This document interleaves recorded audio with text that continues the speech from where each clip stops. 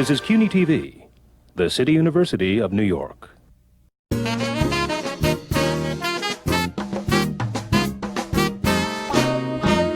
Stephanie, por favor, de la escuela. Tómate para que te des la escuela.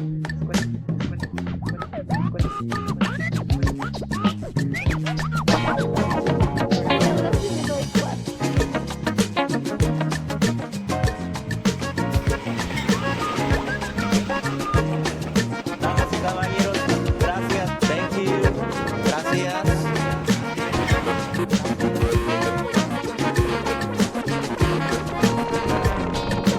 Hola, ¿cómo están todos? ¿Todo bien? ¿Todo bien?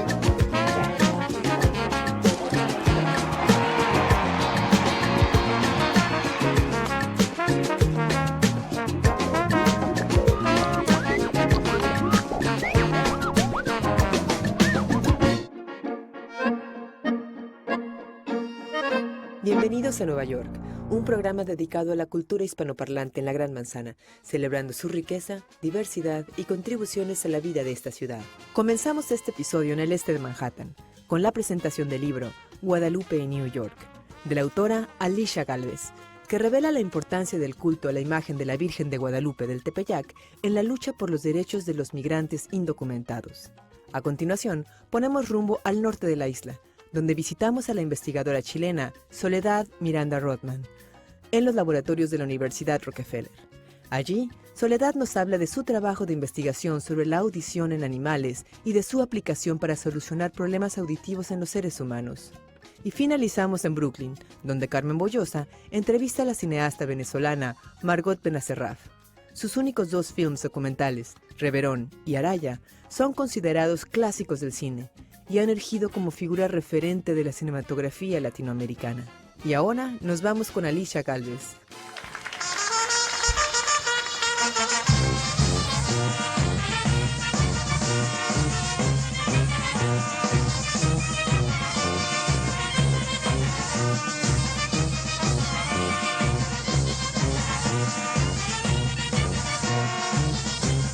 So I just want to thank everyone for coming tonight. I know it said reading on one of the flyers. I'm not going to bore you with reading from the text. I hope that you read it, and I hope you give me your feedback. I would love to hear what you think about it. Qué mejor mirada que desde la de la Morenita del Tepeyac para hablar de la comunidad mexicana en Nueva York.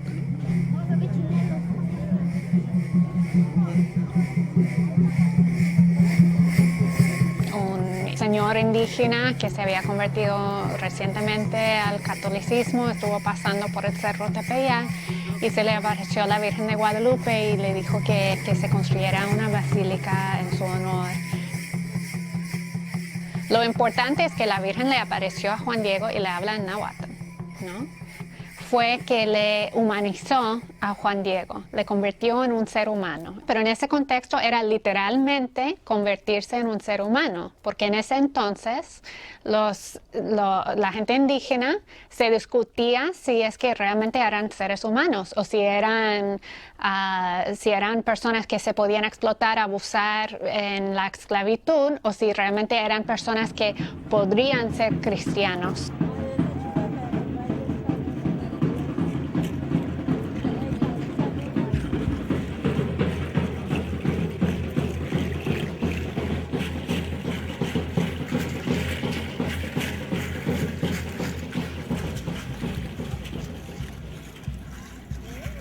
Todo tiene como su razón de ser, ¿no? Escoge un Juan Diego, que es un indígena náhuatl de la región, pero aparte se aparece en el Tepeyac, que ya es un cerro sagrado para la comunidad indígena, donde se reúnen y hacen sus ceremonias para sus deidades.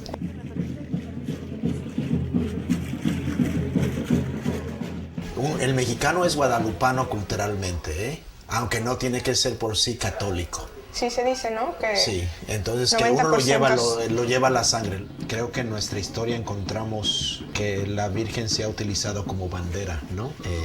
Desde el cura Hidalgo, de la independencia. Y en la Revolución también. Sí, en la Revolución. Desde ahí vemos cómo la Virgen va abriendo el camino, va convocando, como tú dices. A mí una cosa que me impresiona mucho es cómo La mayoría de nosotros nos relacionamos con la Virgen de Guadalupe bien al mismo nivel. No es una virgen que tú veas acá y que le reces acá. Es una virgen que la gente la ve cercana, la ve madre y la ve... Y es un arma de doble filo, porque uno puede utilizar a la Virgen para manipular masas y explotarlas también. ¿Viste este libro? Guadalupe, New York. Sí. ¿No lo había visto? Pues este libro está muy interesante.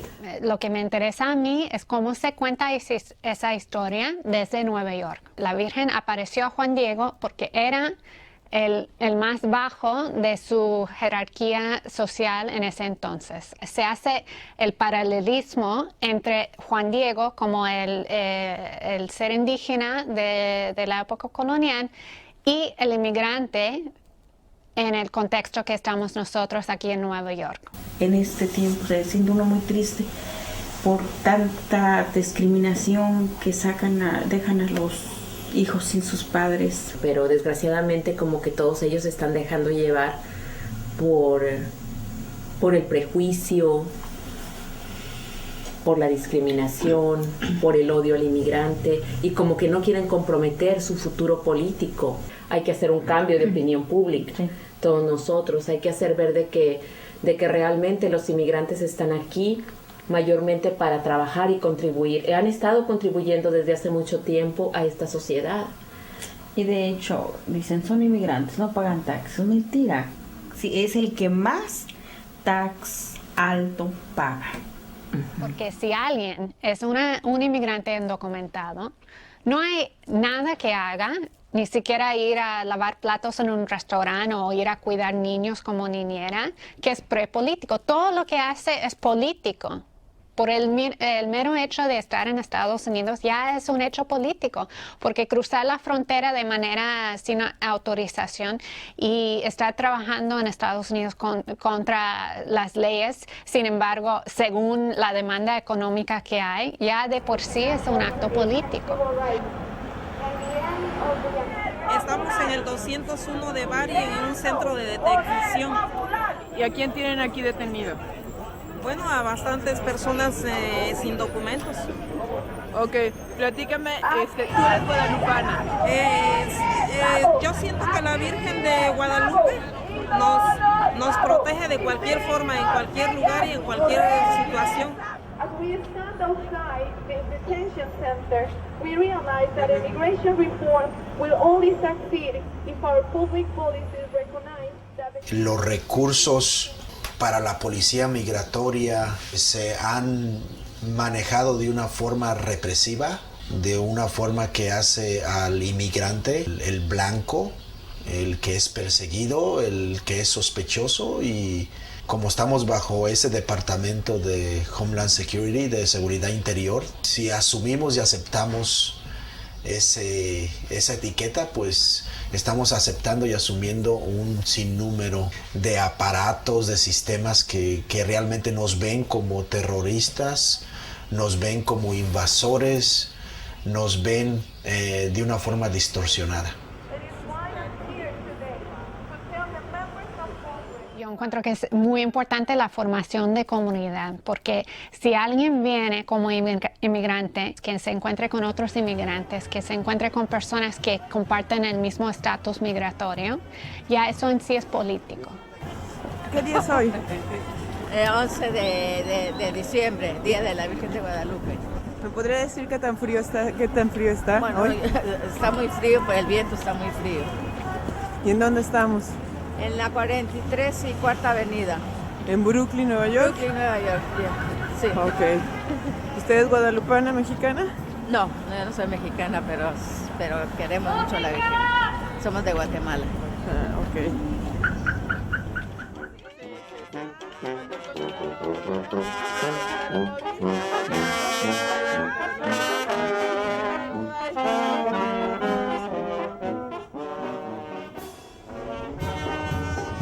Y los vemos en cada ola de nuevos inmigrantes que llegan a este país.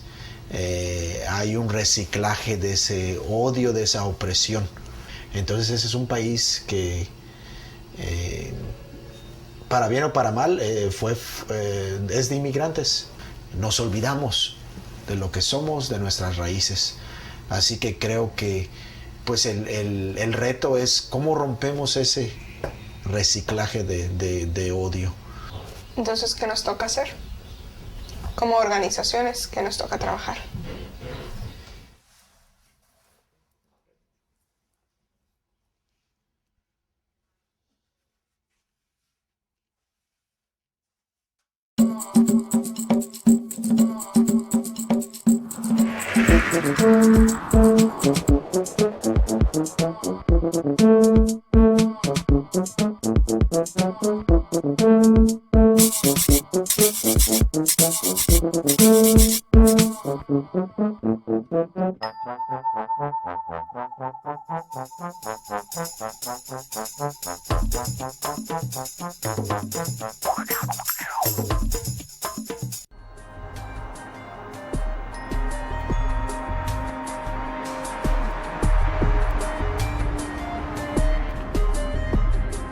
Mi nombre es Soledad Miranda Rothman.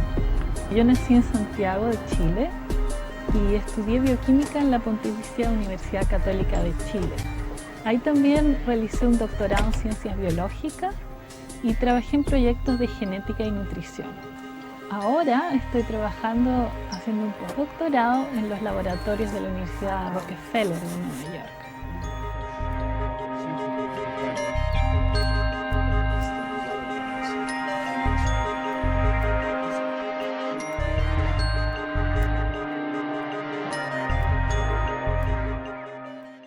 Cuando yo llegué acá, empecé a trabajar en audición, que es el tema de mi mentor, Jim Hudspeth.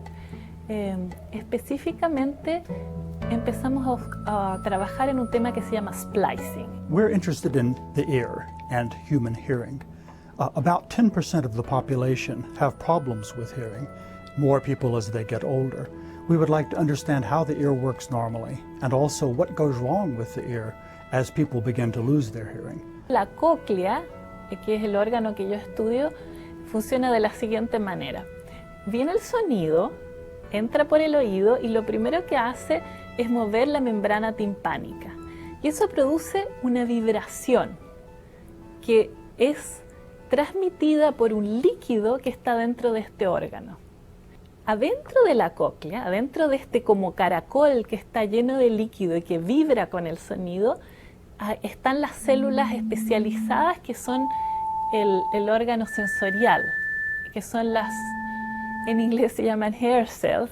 Yo creo que en español se traduce como células velludas y se llaman así porque estas células tienen unos cilios, una especie de cilios en la parte de arriba, que se parecen como pelos.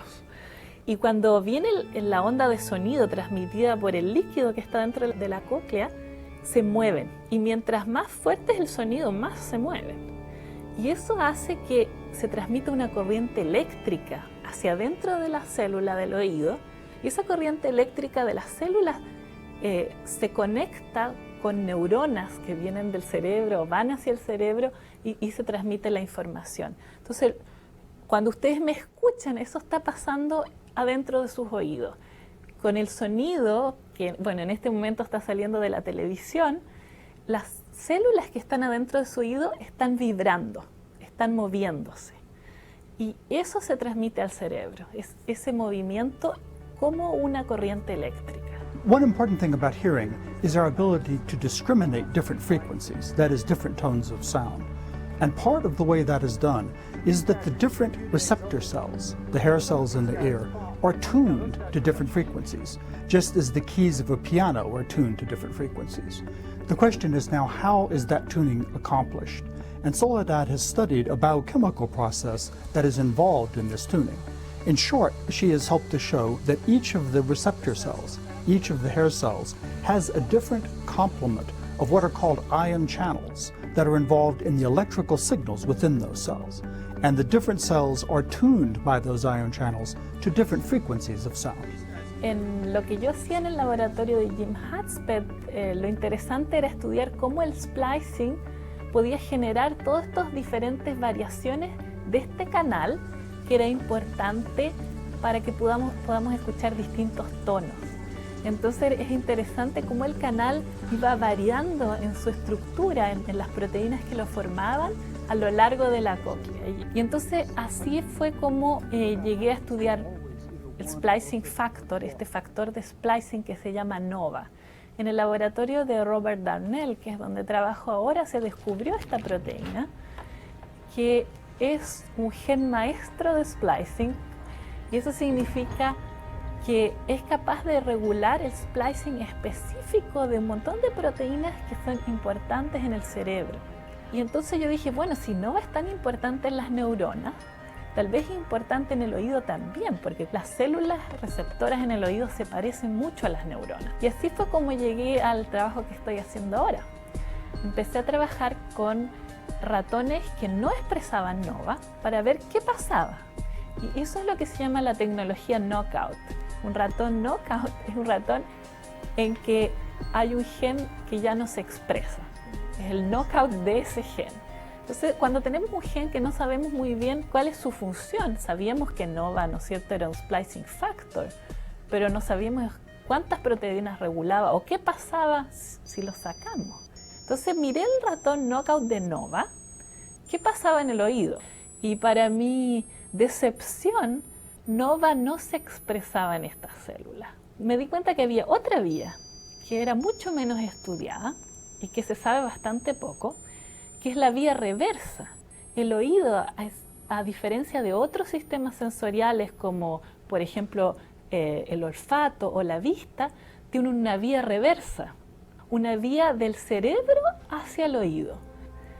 Y esa vía, que se llama vía aferente, parece ser que sirve, por ejemplo, si estamos en una pieza llena de gente hablando y yo estoy hablando con una persona en particular, la vía aferente de alguna manera regula el oído de vuelta para escuchar a esa persona, los tonos de esa persona. También si escuchamos un ruido muy fuerte, por ejemplo acá en Nueva York el subway pasando, que en realidad yo les recomendaría que se tapen los oídos, eso es lo mejor, pero si no se los tapan, el cuerpo, o sea el oído, disminuye su sensibilidad y eso es la vía también reversa. El cerebro le dice al oído, disminuye la sensibilidad para no dañarse. Entonces la vía eferente es importante para reducir el daño. Una vez que se mueren todas las células sensoriales, no hay manera de recuperarlas. Y por eso también a medida que avanzan los años, nosotros lo podemos ver en nuestros padres, en nuestros abuelos, claramente la audición está más disminuida. Y yo creo que con la generación nuestra, con todos los... Yo escucho en el subway a veces tan fuerte a través de los audífonos que se escucha lo que están escuchando, a pesar de que están con audífonos. Yo creo que el problema va a aumentar. Esas personas cuando tengan 50 años yo creo que ya van a tener problemas de audición.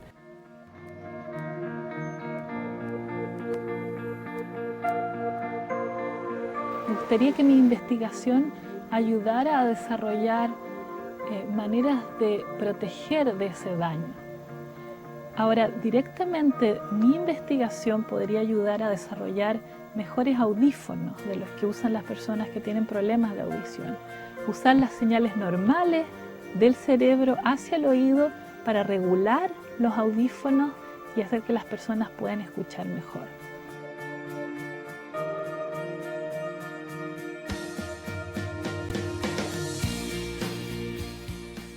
Si buscas un ESL o un GED, todo te lleva a CUNY.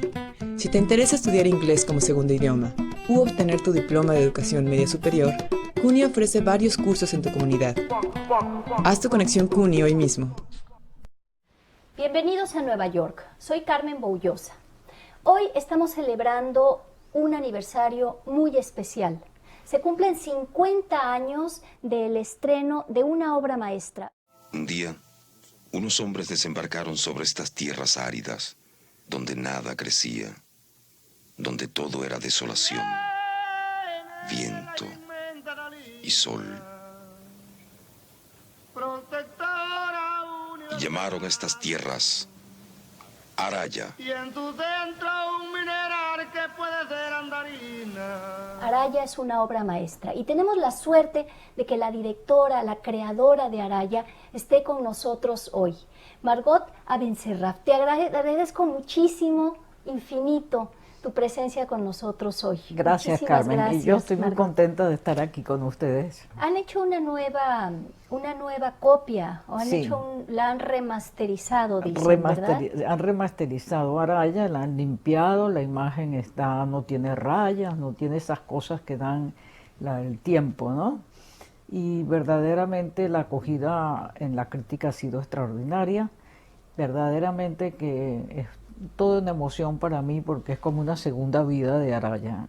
Es algo que no ha dejado de vivir. Es muy conmovedor porque es cierto que es un documento de cómo se vive en una población salina a la orilla del mar, pero es cierto también que es como una exploración del misterio de la vida, el dolor y la belleza puestos juntos. Exacto. Esta tensión entre la tragedia de estas duras condiciones de vida y la belleza de un lugar hostil. Es muy evidente. Cuenta cómo entraste al universo de Araya. Mira, fue una historia bastante extraña. Yo estaba, después de Reverón, yo estuve en México. Hay que explicar que Reverón es otro documental tuyo sobre este gran Ese pintor. sí es un documental de arte, que llaman un documental de arte, sobre este famoso pintor venezolano y verdaderamente extraordinario como personaje, ¿no? Bueno, después de Reverón yo estuve en México trabajando con la UNESCO en Pátzcuaro y en el centro de ellos el CREFAL. Pero justamente yo allí siempre digo que le debo mucho a México, porque yo, por más que sea, estudié cine en París, viví mucho en París y fue en México donde yo descubrí verdaderamente a Latinoamérica con toda su intensidad y su fuerza, porque México es un país de una fuerza enorme que se te impone. Nosotros tenemos una cultura en Venezuela mucho más suave, menos presente, menos fuerte, pero por eso para mí la estadía en México fue un shock. La relación entre el hombre y la naturaleza es distinta, es absolutamente distinta a cualquier otro país. Latinoamérica tiene una presencia muy distinta.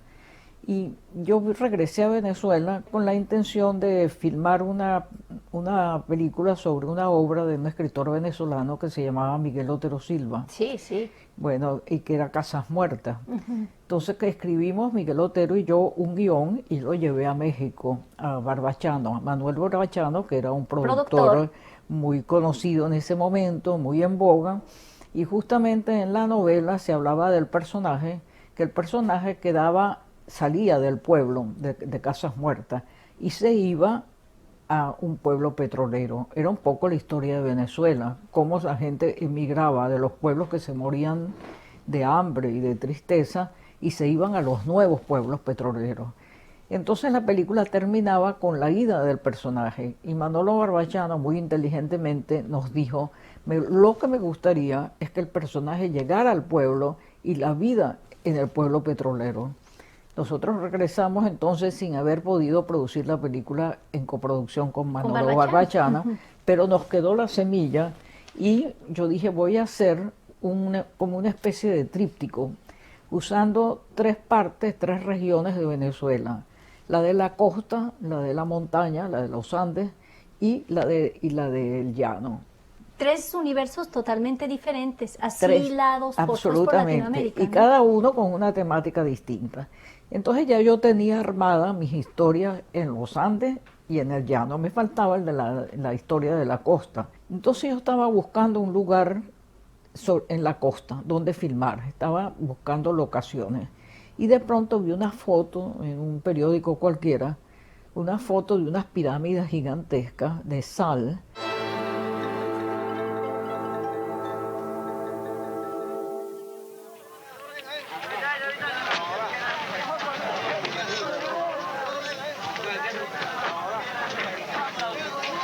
Son las 6 de la mañana y bajo el primer sol ya están los hombres de Araya en la entrega diaria de su sal. Ya levantan los pillotes con la sal que cortaron y trajeron de la laguna el día anterior.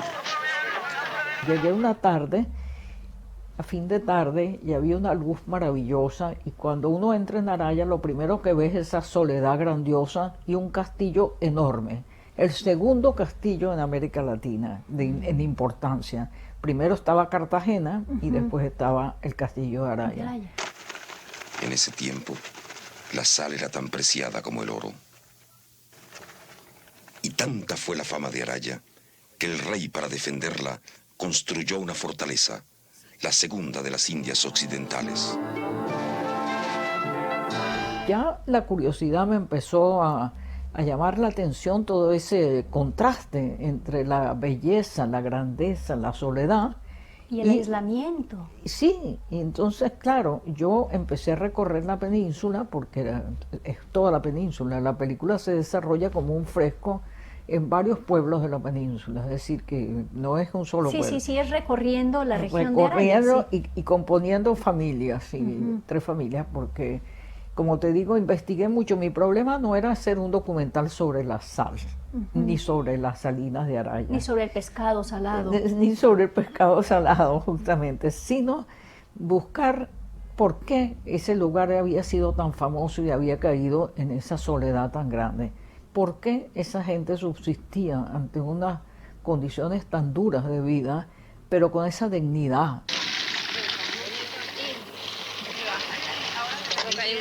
Los Ortiz son 16, y esta agua que recoge Angélica habrá de servir para todo y para todos. Yo compuse ese personaje de la abuela y la niña, que en realidad no son abuela y niña. O sea, hay un pedazo de ficción en Araya, sí, no es todo... hay bastante ficción. No es, y los enamorados no son enamorados, se odiaban a muerte.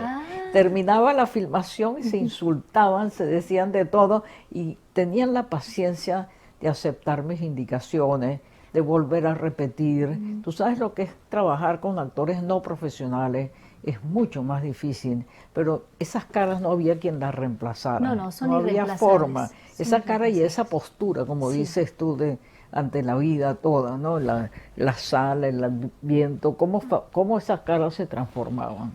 Cómo son hechas por esa costa tan especial, ¿no? Esa costa donde el mar casi parece sólido. Exacto. Y curiosamente, esta especie de radiancia tan especial que tiene Latinoamérica y que tú ahora me has hecho a mí revivir. Te agradezco mucho como espectadora la creación de esa obra maestra, y a ustedes, qué gusto haberlos tenido aquí con nosotros. Por favor, no se pierdan de ver Araya ni Reverón. Hay que tenerlos presentes, son películas nuestras. Muchas gracias por estar con nosotros. Soy Carmen Boullosa, hasta la próxima.